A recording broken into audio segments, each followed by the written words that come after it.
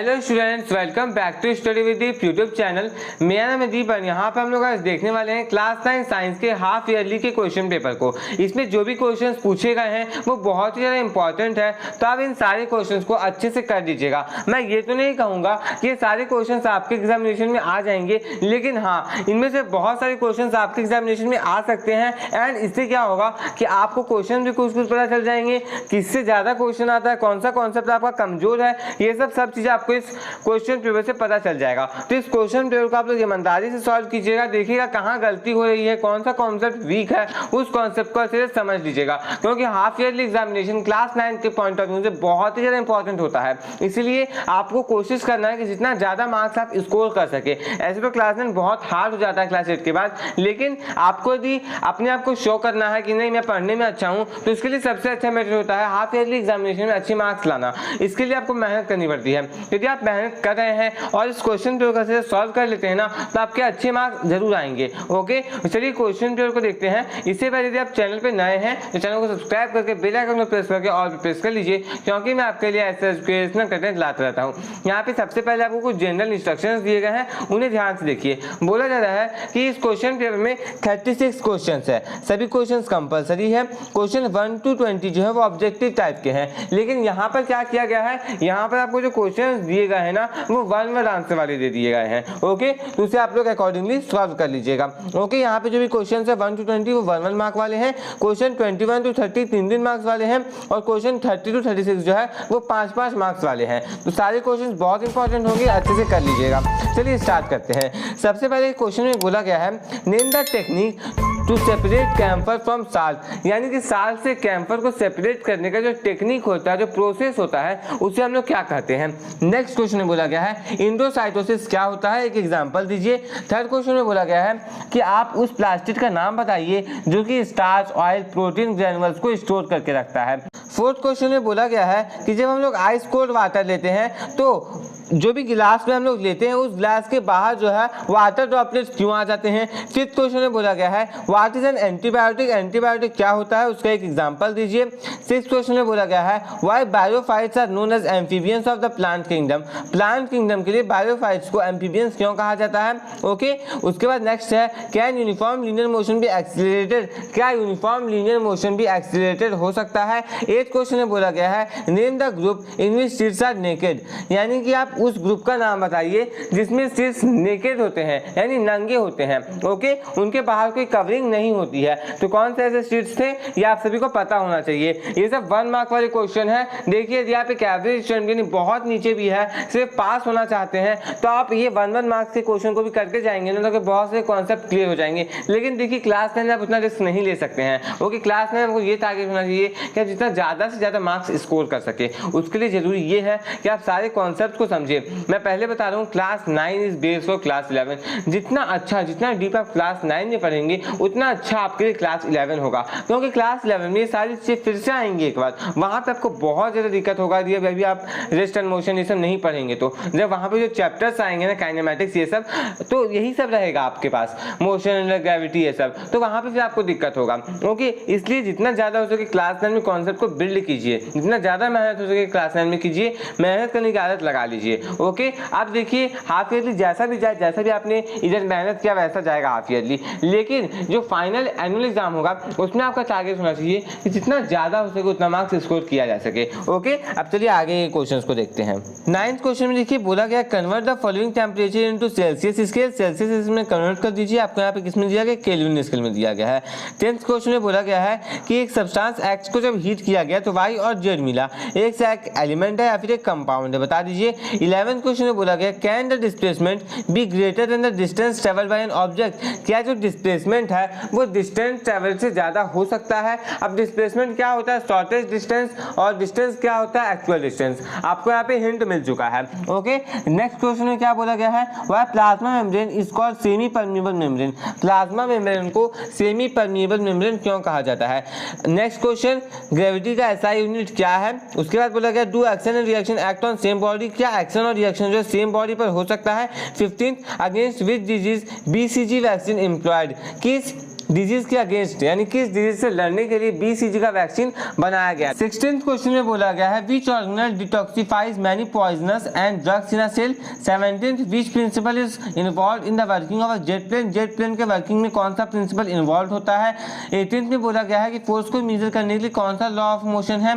19th में बोला गया है यदि बॉडी का मास 9.8 kg अर्थ पर है तो मून पर उसका मास क्या होगा। 20th क्वेश्चन में बोला गया है what does the odometer of an automobile measure. जो ऑटोमोबाइल पर ओडोमीटर होता है वो किस चीज को मेजर करता है। 21 क्वेश्चन में बोला गया है why do we keep snake and turtle in the same class. Snake और टर्टल सेम क्लास में क्यों आते हैं। 22 क्वेश्चन में बोला गया है state the principle of separating two immiscible liquid by separating funnel. Describe an activity which diagram to separate a mixture of water and kerosene oil. अब देखिए यहाँ पे आपको क्या करना है, दो इमिसिबल यानी कि दो ऐसे लिक्विड जो कि आपस में नहीं घुलते हैं उनको सेपरेट करने के लिए कौन सा प्रिंसिपल उसको बताइए पूरे अच्छे तरीके से। उसके बाद एक ऐसा एक्टिविटी दिखाइए जिसमें केरोसिन और वाटर का मिक्सचर है लेकिन हम लोग उसे अलग अलग कर रहे हैं। ओके, तो यहाँ तक हो गया। अब ये सब जो क्वेश्चन थे 21 से 22 यानी ये जो दो क्वेश्चन थे ये 3-3 मार्क्स वाले थे। और भी आगे क्वेश्चन उन्हें देखते हैं। अब यहाँ पे देखिए फर्स्ट में बोला गया है liquid and gas solid, B है liquid and liquid and C है liquid and solid. 24th question में बोला गया है list 3 group of plants which plants are referred to as vascular plants. आपको 3 ग्रुप्स बनाने हैं ऐसे प्लांट्स के जिन्हें वैस्कुलर प्लांट के रूप में रखा गया है। Out of this which group is further classified on the basis of number of cotyledon. Cotyledon के बेसिस पर किन्हें किन्हें क्लासिफाई किया जा सकता है और उनके 2 कैरेक्टरिस्टिक भी आपको बताने हैं। 25th क्वेश्चन में बोला गया है draw label diagram of mitochondria. What is the function of mitochondria. देखिए आपको एक अच्छा सा डायग्राम बनाना होगा माइटोकॉन्ड्रिया का और माइटोकॉन्ड्रिया का क्या फंक्शन होता है वो आपको यहाँ पे लिखना होगा। 26 क्वेश्चन में बोला गया है ए solution contains 40 gram of common salt in 320 gram of water. Calculate the concentration in terms of mass by mass percentage of the solution. Mass by mass percentage आपको निकालना है, सिंपल सा होता है। ओके, नेक्स्ट क्वेश्चन में बोला गया है why does the solution of sodium chloride not show Tyndall effect whereas the mixture of water and milk shows. जो वाटर और मिल्क का मिक्सचर होता है वो टिंडल इफेक्ट को शो करता है। ओके, लेकिन यहाँ पे ये पूछा गया है कि सोडियम क्लोराइड का सॉल्यूशन क्यों इसे शो नहीं कर पाता है। 27 क्वेश्चन में बोला गया है कि एक बॉल को ऊपर की तरफ फेंका गया, वो 6 सेकंड के बाद नीचे आ गया।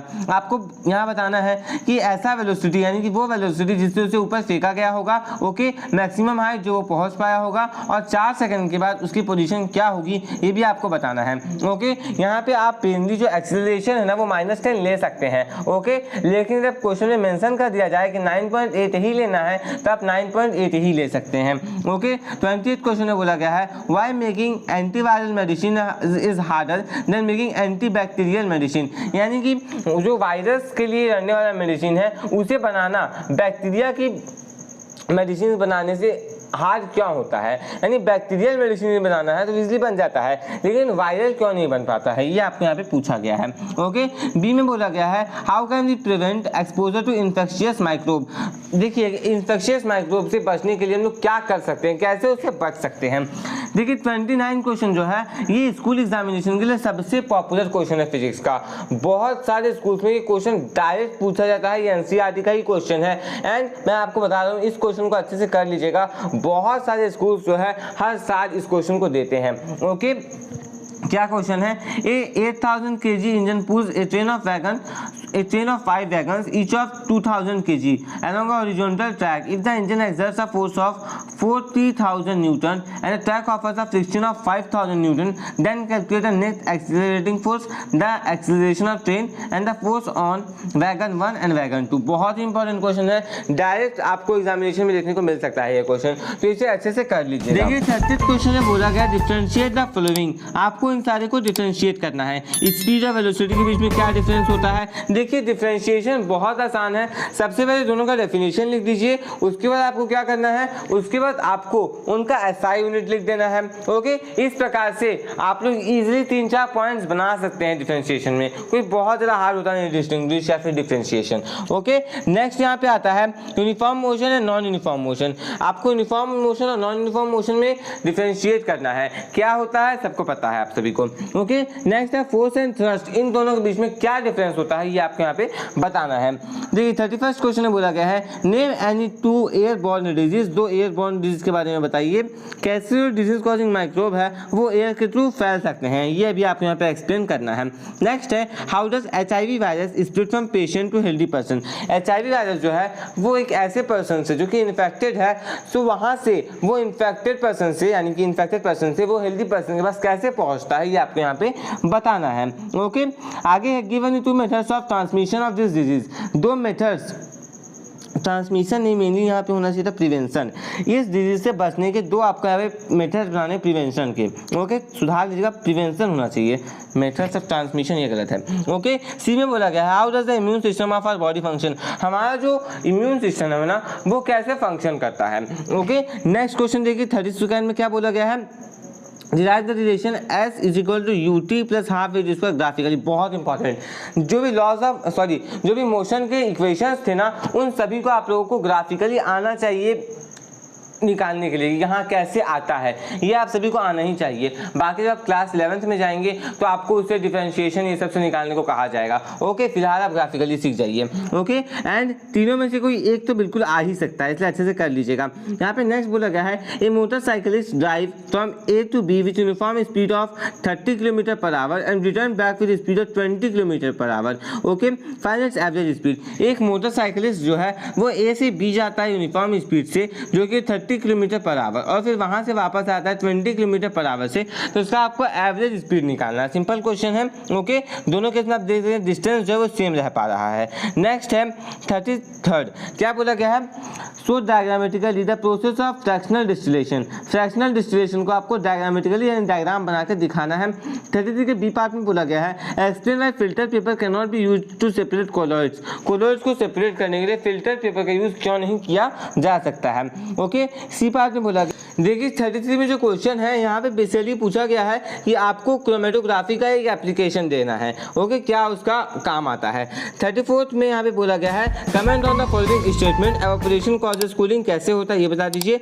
बी में बोला rate of evaporation of an aqueous solution decreases with increase in humidity, ऐसा क्या होता है, रीजन बेसिकली आपको यहाँ पे देना है। ओके, सी पार्ट में बोला गया है स्पॉन्ज दो compressible is a solid. Okay, next में बोला गया है ice is solid at 0 degree Celsius while water is liquid at room temperature. Ice जो है वो 0 डिग्री सेल्सियस पर सॉलिड होता है और वहीं वाटर जो है वो रूम टेम्परेचर पर क्या होता है, लिक्विड होता है। ये ऐसा क्यों होता है इस पर आपको कमेंट करना है। ई पार्ट में बोला गया sugar crystals dissolve faster in hot water and cold water, यानी ठंडे पानी में चीनी घोलना थोड़ा कठिन होता है, वहीं गर्म पानी में चीनी इजीली घुल जाता है।